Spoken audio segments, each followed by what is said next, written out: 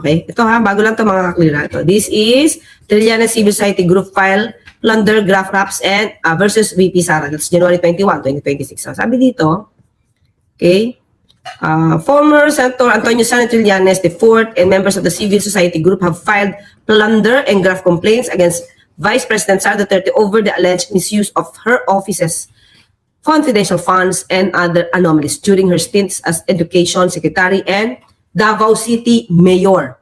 So, Trillanes and members of the silent majority lodged the complaints against Duterte before the Office of the Ombudsman on Wednesday for her possible violation of the following. Ito, Republic Act, Plunder Law, mga clear, Graft and Corrupt Practices, Code of Conduct and Ethical Standards. Alam mo, minsan magkakaano talaga yan, magkakadikit talaga yan eh.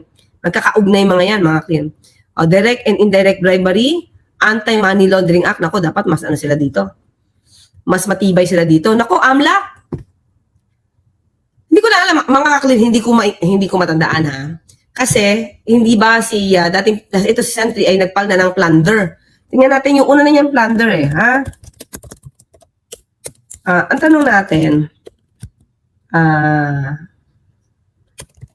nakapagkilos ba ang AMLAC para mag-report or mag-request na ma-freeze ang assets ni VP Sara? Ha? Yun yung tanong natin kasi kung may nauna na dating kaso, di ba? So, hanapin ko. Meron ako kasi itong nauna, di ba? Sabi nga niya, supplemental na lang to eh. So, kung supplemental to, ang tanong natin sa AMLAC, anong ginawa nyo? Ba, may ginawa na ba kayo para ma-freeze ang assets niya? O ng kanyang asawa? Ha? Ito mga claim, meron na talaga eh. Hours ago, nasa na yun? Ano po, December nag-file sila eh. Ito. Sara, this is today faces new set of plunder, grab complaints over confidential funds. Natin dito. So dito mga kakli, basahin natin.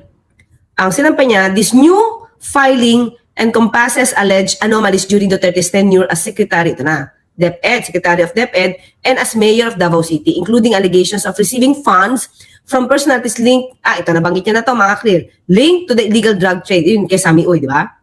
So dito ang kaso is plunder, in relation to 650 million in confidential funds, plunder again, malversation in relation to 2.7 billion confidential funds during Duterte's term as Davao City Mayor. Ito, graft, malversation over 8 billion worth of overpriced DepEd laptops under Duterte. Graft, gross incompetence due to 12 billion COA disallowances of DepEd under Duterte.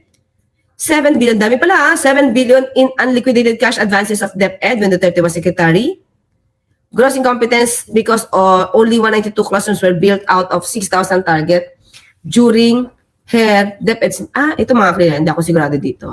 Kasi baka ituro niya dito DPWH. Baka lang. Okay? Yun lang nakikita ko. Baka ito hindi masyado. Although hindi ko pa nakikita yung facts nito mga kaklira. Kasi baka ituro niya DepEd. Alleged ill-gotten wealth and non-declaration in her sal and ito mga kaklir. Kasi kung makikita yung 2 billion talaga at mukhang meron silang record nito at hindi ito sinama sa SALN at net worth, kumaga, SALN, Statement of Assets, Liabilities, and Net Worth, at hindi sinama to, ang tanong, bakit? Diba? Yan, mukha ito. Sa akin natingin ko, meron silang ebidensya nito. Bribery, corruption over Duterte's alleged receipt of money from drug. Ito nga, drug lord when she was Davao City Mayor. Unfit to hold public office, betrayal public trust due to her threats to kill President Marcos Jr. et al. Yan, dapat et al. Okay? The Vice President's behavior to recklessly spend funds stems from her term as Davao City Vice Mayor pa. O yun yung sinabi kanina. Which he brought when she became the Vice President. This is an alarming because that she constantly does as the land's second highest official. Tingnan natin ang konteksto nito mga klira. Ito yung sinasabi. So, ito ngayon, itong 650 million confidential funds. Ayun. Mukhang manggagaling ang ebidensya mula kay Ramil Madriaga. Pero anyway, punta natin mga klira, iba nang binabanggit dito, no? Sa pagiging kanyang DepEd Secretary. Punta natin to. Mukhang matagal naman na kasi siya napaflag ng COA. Hindi lang natin alam ano nang ginawa ng COA. Saka AMLAC AMLAC. Saan napunta pondo? AFP of ito yung sasabi ko sa inyo ito matagal na ito mga clear. 15 million. Inamin na to Inamin na talaga to ni Attorney Michael Powa. Saan napunta yung 15 million na confidential funds. Okay? AFP officials deny receiving confidential funds from Sara Duterte-led DepEd for Youth Summit. Ginamit nila to mga clear kasi wala silang panakal doon sa 15 million na kumbaga pina-flag ng COA. So ang ginawa, naghanap ng paraan, pumunta dito sa AFP patungkol sa Youth Summit at humingi ng certificate. Yung AFP naman, syempre kabaro nila yung humingi para daw sa Office of the Secretary o OVP, nagbigay. Without knowing, nagagamitin pala na panapal para daw sa mga informants. So dito pala mga alam nyo na gumagawa. Dito pala alam nyo na, inamin ni Atty. Michael Poa, inamin ni Mempin, gumagawa lang sila ng resibo. Dito pa lang, maliwanag na ito. That's October 17, 2024. Yan o. Colonel Carlos Sangdaan. Okay, ito Officials of the Armed Forces of the Philippines, tapos gusto pang mag-DND Secretary, mga kaklir. Di ba? Ano gagawin niya dito? Magagamit ng ganito para sa mga peking resibo? Tanong lang yun, Tanong lang yun. Denied receiving confidential funds from the Department of Education, then under Vice President Sara Duterte, for the conduct of youth leadership summits in 2023. During Thursday's hearing, the House Committee on Good Government and Public Accountability, Batangas Representative Jervil Wisto asked retired Major General Adonis Bajao, Lieutenant Colonel Carlos Sangdaan Jr., and Colonels Manaros Boransing and Magtanggol Anopio about the certifications they issued for the Youth Leadership Summit, YLS. These certifications were submitted by the DepEd to the Commission on COA. Di mo ang lakas ng loob talaga.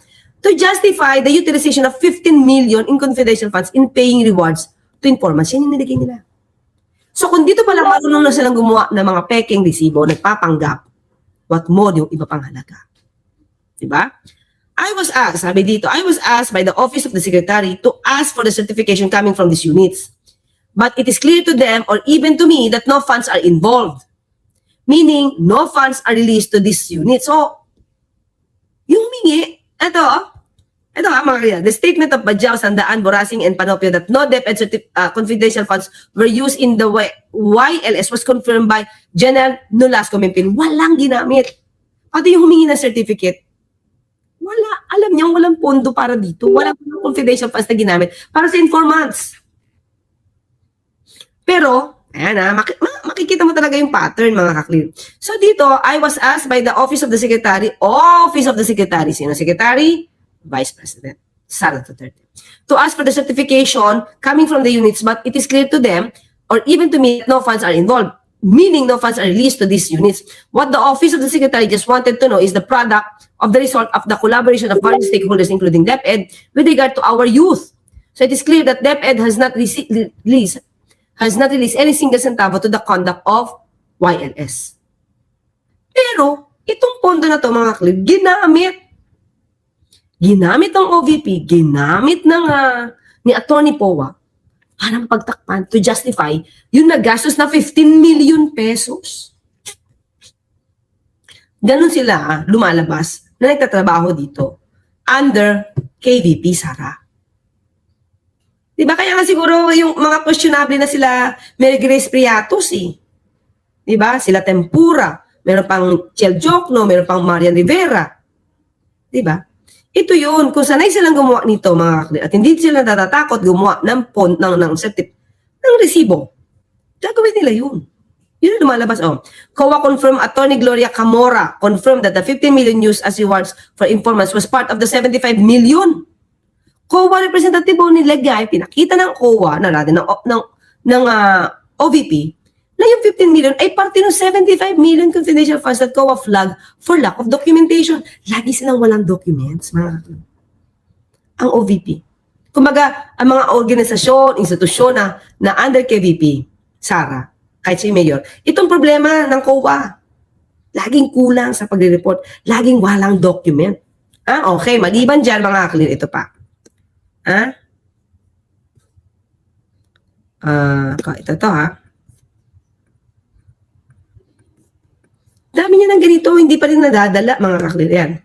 Sara explains cause for uninterrupted physical inventory. 2021, na-flag pa rin siya. Diba? So, lagi may kulang. Tapos, sabihin na lang, may sasabit na lang.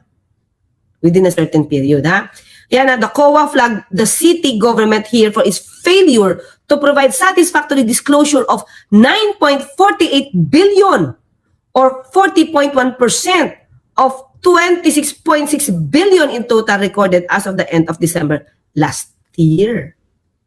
Diba? Clear?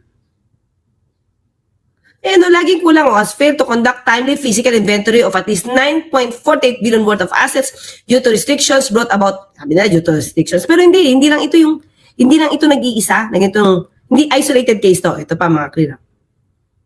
Ito pa, na-flag na naman siya. Anong date ito? Tingnan nga, ha? Ito ay dated, May 7, 2021. Tingnan natin yung iba, ha? May 7 yan. 2021, ha? Ito naman, 2028, mga ka-clear, amid COA questions, lagi na ko question COA Duterte says no Davao City funds lost, misuse. 2018 yan, di ba? Davao City Mayor Sara Duterte on Thursday said that the city and the Commission on Audit had already resolved. Ito ay pakita dapat to. Di ba? Dapat walang hindi. Kasi ang COA at the time, laging tinatakot ni dating Pangulong Duterte, especially nung siya ay presidente. So tingin ko dapat to, mabusisi rin, di ba? COA has flagged the local government of Davao City for spending 569.39 million in public funds despite the lack of, ito na naman, lack of supporting documents. Hindi nyo napapansin? On inventory supplies, allotment of equipment for public schools, and inconsistencies with the procurement law. Ito lagi ang issue. Hindi ba tatandaan nyo si Ma'am Gina rin ng DepEd? Yan din yung naging issue dahil sabi ng isang tao, si attorney, I forgot the name, attorney, ng DepEd, kasamahan, Yusek yata, ito ni VP Sara, na huwag na pag-usapan yung tungkol sa procurement.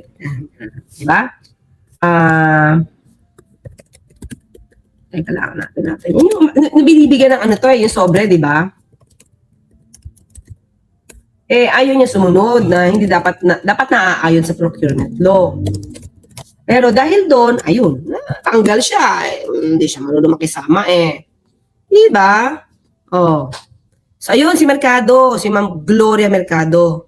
Diba? Siya yung former head ng procuring entity, yung HOPE at DepEd.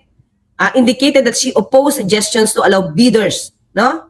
Ayan, discuss among themselves. Kasi sabi sa kanya, discuss na lang natin ito. Sino ang tao yun, ni dating Pangulong, ni Vice President.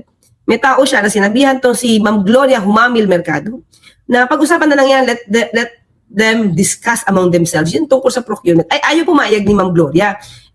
Siya yung head nito Diba? So, dapat naayon sa batas. Dahil gusto niya na aayon sa batas, tinanggal siya. Yun ang sabi niya. Yun ang kanyang maaaring dahilan kung ba't siya tinanggal. Okay? So, Mercado claimed that she received 9 envelopes, each containing 50,000, labeled HOPE, between February and September 2023. Which she believed were intended to influence her decisions as the head of the procuring entity. Yan. Ito yung na-research po natin. Okay? So, maliban dyan, mga ka-clear, ito pa. Okay? Ito pa.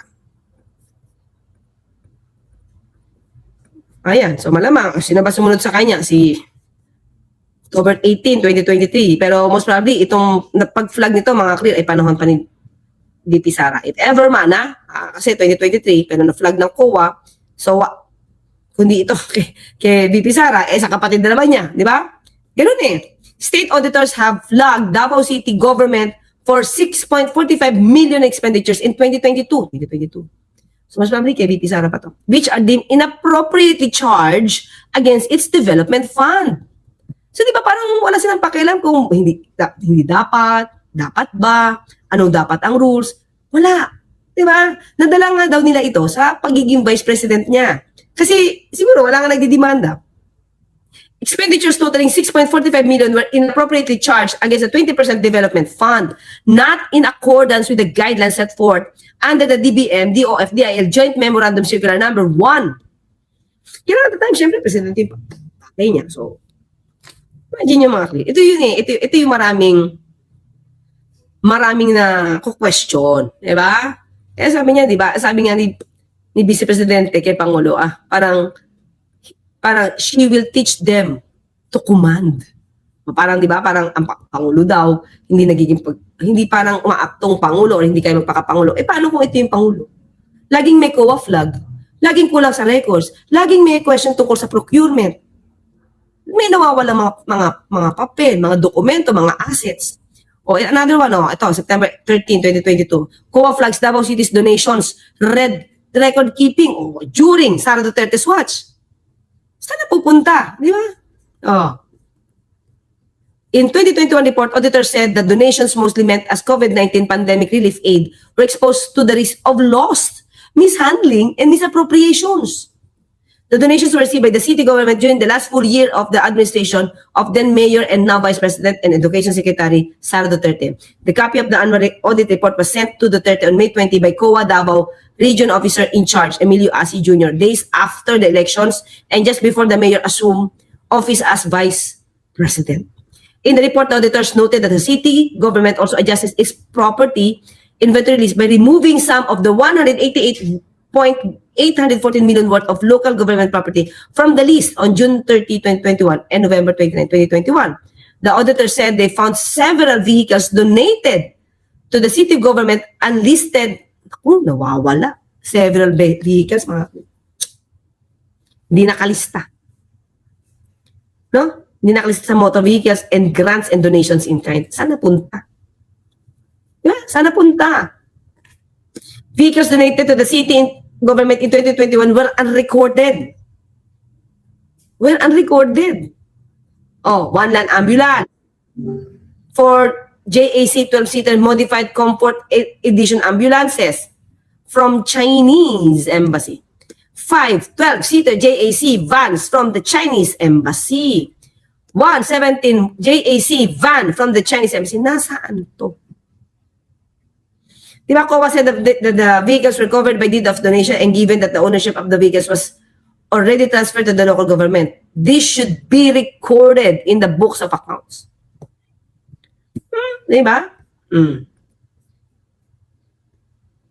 Okay? So, ito pa, mga ka-clear. Madami talaga, pagdating sa pondo, hirap na hirap silang mag-account. Davao City, 672 million spending for COVID-19 flag in audit. The city spent 7.9 million to employ those who lost their jobs. But, examination of documents find questionable beneficiaries and if these people really work at all. Those employees na naman? Diba, State Auditors flagged Davao City's 672.5 million worth of spending for its COVID-19 response, spotting multiple violations of audit and documentary rules, including 7.9 million employment project that found questionable beneficiaries. Naging ganyan, diba? Ghost employees, ghost students. Kasi wala palang enrolled na ka-enroll na gano'n. Sabi, kamakailan ni Secretary Sani, almost 200 million worth yun, mga kaklir. Diba? Tapos ghost food packs, yung iba wala, yung mga milk hindi makita. Sa panahon ng DepEd, secretary siya. So ilan lamang ito mga kaklir, may pattern. No? COA found 3 major violations in COVID-19 spendings. Procurement, o di ba? May problema ka na dati sa procurement. Dinala mo pa sa pagiging vice president mo dito kay Ma'am Gloria Mercado. Kasi mukhang napapabayaan na okay lang. Parang ganun yung dating, mga kaklir. Direct negotiations with the suppliers done without authorization. Distributions of aid not properly documented. Di ba?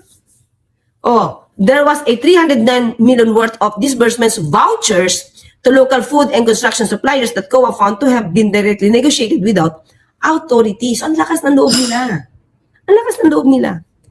Parang, tingin ko, siguro, mas maganda talaga ito maimbestigan mga kaklir. Pero, still, despite this, we have to give the benefit of the doubt to the Vice President. Mas maganda talaga mapaliwanag niya to, although madalas naman siyang umiwas. Pero this time, sana mapaliwanag niya to. Kasi yung iba dito, hindi naman tungkol sa confidential funds, mga kaklir. Kasi lagi yung sasabi, confidential na funds yan. So, doon na ako sa COA magre-report. Pero ito hindi naman.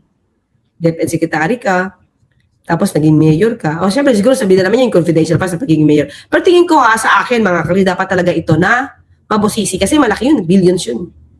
Patungkol sa confidential funds, kung paano yan, kung pinakita niya mismo sa harapan ng publiko. Okay? Dito sa pagtatanong ni Senator Rizzo Antiveros na hindi niya alam, paano lumalabas, hindi niya alam gamitin yung confidential funds. At tumatango-tango pa nun, yung mga natauhan niya rin ngayon sa OVP at DepEd. Kasama na si Atty. Zuleika Lopez.